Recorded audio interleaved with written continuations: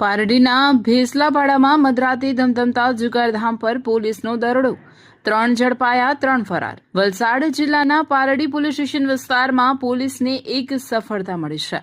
Night patrolling દરમિયાન મળેલી ચોક્કસ અને ખાનગી બાતમીના આધારે પારડી પોલીસે ભેસલાપાડા વિસ્તારમાં મધરાત્રે ચાલી રહેલા એક જુગારધામ પર ત્રાટકીને લાખો રૂપિયાનો મુદ્દામાલ જપ્ત કર્યો છે. મળતી વિગતો મુજબ ભેસલાપાડા વિસ્તારમાં આવેલા બિપિન મદારભાઈના ઘરના ખુલ્લા ઓટલા પર લાઇટના અજવાળામાં કેટલાક ઇસમો ગંજી પાના વડે હાર જીતનો જુગાર રમી રહ્યા હોવાની બાતમી પોલીસને મળી હતી. પોલીસે તુરંત જ આયોજનબદ્ધ રીતે દરોડો પાડતા જુગારીઓમાં નાસભાગ મચી ગઈ હતી. પોલીસે સ્થળ પરથી 3 ઇસમોને રંગે હાથ ઝડપી લીધા હતા, જ્યારે અન્ય 3 શખ્સો મધરાતના અંધારાનો લાભ ઉઠાવીને ભાગી છૂટવામાં સફળ રહ્યા હતા. પોલીસે ઘટના સ્થળેથી પકડાયેલા આરોપીઓની અંગ ઝડપી તેમજ દાવ પરથી કુલ 59,730ની રોકડ રકમ જપ્ત કરી હતી. આ ઉપરાંત પોલીસે 15,000ની કિંમતના 3 નંગ ફોન અને 80,000ની કિંમતના 2 મોપેડ મળી કુલ 1,54,730નો મુદ્દામાલ કબજે કર્યો છે.